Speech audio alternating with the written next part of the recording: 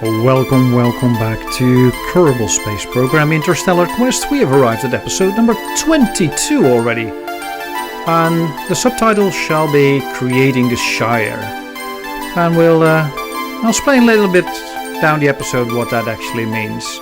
For now, we're going to start in Kerbin and notice the new launch pod. We built a super heavy launch pad. I think I used Tundra Space systems for the mod.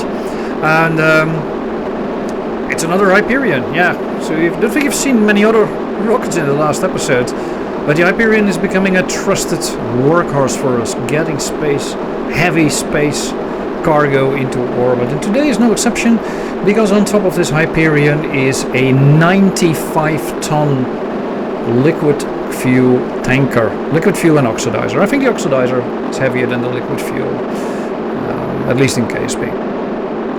Yeah, so the Hyperion was designed for an 80-ton payload, and since it's been so well overperforming, I think it can actually manage. I think the reason I miscalculated is that the engines get more efficient as they go up in the atmosphere, and then they get an efficiency gain that I sort of did not take into account. So having a good thrust-to-weight ratio when you launch off the pad is very helpful for that kind of effect, if you have that kind of engines.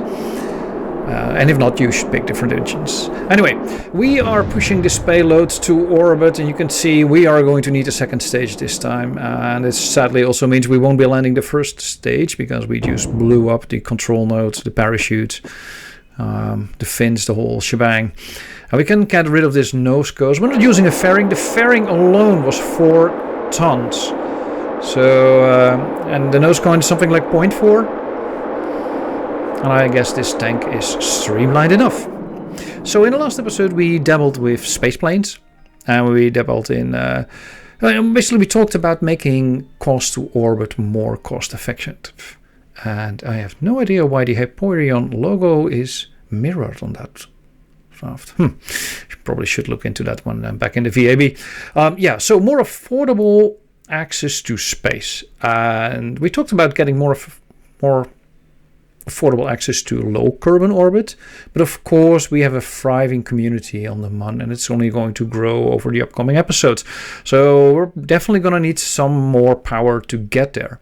And one way to do this without spending a lot of money building expensive rockets that I don't have contracts for, because that's the risk when you're doing career mode and you want to do something fancy, you run the risk of not getting paid for the fancy stuff.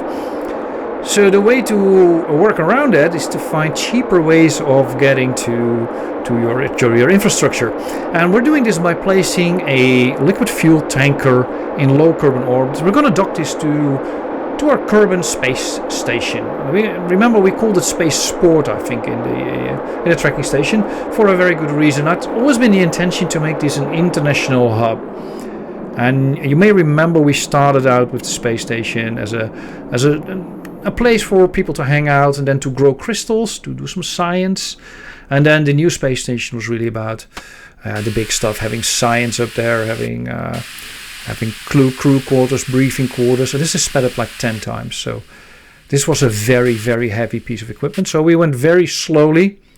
And the annoying buzzing sound, that is the RCS thrusters that are blasting. Something also went wrong with our solar panels. It has something to do with having deinstalled dock rotate, because apparently that's also stock functionality. I didn't know that. But we got the probe cores attached, so we can fix that. We can move this craft backwards, speed everything up something like 6 times. I don't know. This takes some time. Pick out the Navy fish docking alignment indicator, and do it manually this time, and make sure it's perfectly straight. That looks a lot better. Let's keep this space station there. Yeah, so we're expanding this. I plan to see tourists here. I think we're going to see transit vehicles here towards the Mun. Maybe nuclear. I haven't really decided on that. But it's something for the future. At this time, Project Westmarch is arriving at Duna. Project Westmarch is our precursor to the manned Duna mission. In one of the earlier episodes, we've put a scout satellite, a relay satellite, already in orbit, which will prove to be very handy, because I cannot deploy my relay antenna For some reason, I've seemed to have hidden it inside the landing construct. I'll show you that in a moment. So we're really relying on the relay satellite, and I had to do a couple of orbits actually before both the intended landing zone and the relay satellite and the landing vehicle were all perfectly aligned, so I could perform a landing or create even a maneuver node. That's something we'll see in some moment in time. This is where I realized that this is probably not the docking port you should be controlling from. That is the docking port we should be controlling from. Because otherwise a retro burn is only going to change the inclination. And we're very close to the burn point, so I'm using my precious RCS to make it happen. We still got a second stage of the Hyperion attached, so we'll have insane amount of fuel left over. Basically, we can get into Duna orbit from Kerbin, visiting the Mun, packing up a payload with the Hyperion. Just a plain Hyperion would have been able to do this. But we brought the thing here. We know it works. We'll call this a technology demonstrator. That's what we're calling it. And of course, normally cooling is not enabled on second stage tanks. But yeah, since I have these gigantuan solar panels, we're able to actually do this. And now it's time for the big shuffle. So the rover is going to land first, but it is between the base modules and the tug stage. The base modules themselves don't have particularly useful solar panels, so we're going to decouple everything and then couple it back together. And that's where I realized I don't have RCS on my landing stages because I wanted to keep them light and focus on fuel. What I do have is a separator. So this is me trying to figure out why is the RCS not firing. Well, there's no any thrusters on there. But what if we rotate our lander 19 degrees and then fire the Sepatron?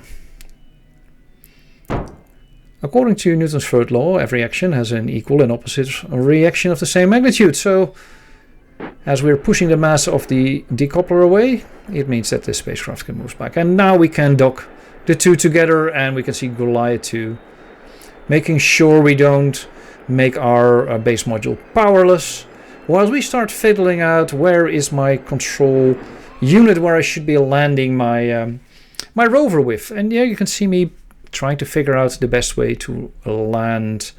And like before, MacJacob is a great automated lander for airless bodies, but it's, I wouldn't say useless for planets with an atmosphere, but it's not even helping that much. So, inclination change and deceleration change. We're burning our way down, and I might be complaining about MacJacob, but I'm not much better myself. You will see that I also underestimated the resistance of the Duna atmosphere, so we're about 10 kilometers short, and in a brief moment in time I realized I need to compensate for that. Fortunately, I had designed these landers to pack a decent amount of delta V, something around 1,000 meters per second, just to make sure that we would do course correction, maneuvering, hopping if necessary. These are the first big landers on Duna, so better go in with too much fuel than too little, and it will prove to be useful because you can also use that fuel to change your landing position a bit, like we'll see in a moment. That was just me picking up some orbital science or some atmospheric science as we descend throughout the atmosphere, and this is me trying to figure out where we want to go using the ScanSat map. And we have access to some ore data, geodata, so the orange part is really where you want to be. I'm also frantically looking out for the rover because I've been used now to landing on the Mun, and the Mun has so many Kerbal constructs over there that I can actually spot the base from 100 kilometers away. And this one only has a simple rover with two, and yeah, so there's nothing really there for me to land. But this sounds or feels like sort of the right place to be. So we can just deploy our parachute, have it land, and fire up those engines, and you will see that we spent maybe a little bit too much of all that fuel doing course corrections, because we run out of fuel. Or am I right about now? We're supposed to slow down to 0.5 meters per second, and we almost do. And that's why we ran out of fuel. Unfortunately, we are very close to the ground. That's well, landed is a big word. Sort of, we did a test of our landing legs. Yes, that's it. We have these strong springs in our landing legs, which we are using to test everything. But here we are, the newest class of rover, the Shadowfax rover, with extra wide wheels. And finally, I can deploy my relay satellite antenna and relay all that sciencey data back to Kerbin. Yes, the rover wheels have been improved. They're wider, bigger, and they're able to take some of the parallax features a lot better than the previous rover design. So yeah, I'm pretty happy with that. It doesn't take everything. I don't want to build a rover with better clearance though. But here is me testing out the wheels, see what they can do. KSP wheel has the option, if you right click the wheels, to change the traction of the wheel. This will reduce your maximum velocity, but the maximum velocity was something like 70 meters per second, which is probably not something I'm gonna need. So we have like 3 or 4 times the traction of normal wheels. And this looked like something you could scan, but turns out you can't. I can, of course, get temperature data and all the pressure data, seismic data, and stuff like that we forgot to capture when we landed, apparently. So we're doing it now, sending it back to Kerbin for another bit of science. I think we netted almost 500 science from this tiny rover, which has not even been designed to do science. No, this rover is here to help us build a base.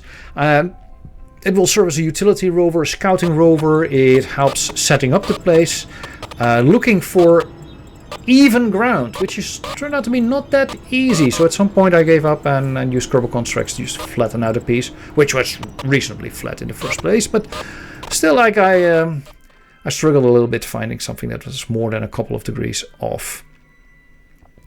Yeah, having done that, it is time to land the Shire modules. Yeah, they are using another custom descent stage. The frames that I'm using are interesting frames. They are a kind of a byproduct from Angelo's Buffalo mod, and he put in something really cool if you want to make a orbital shipyard like you see in Star Trek. And he created this kind of square brackets which have reasonable mass and rather broad, like large dimensions, and you can use tweak scale to make a better lander of it. Like, I like long, flat, wide landers, and here you can see me compensating for the miscalculations in the atmosphere again and pushing up using MagJab's landing assist. So it's giving me a prediction where it's going to land, and then I can manually course correct. And this time we're not going to run out of fuel, so I was a little bit more careful. Well, we wouldn't say that when you see me maneuvering, but nevertheless, here we are. Looking for features. Where are my base modules? There they are. And I actually put down one Kerbal Constructs, which is this little red mold over there, which will help me to spot it a little bit earlier from orbit. At least that was the thought.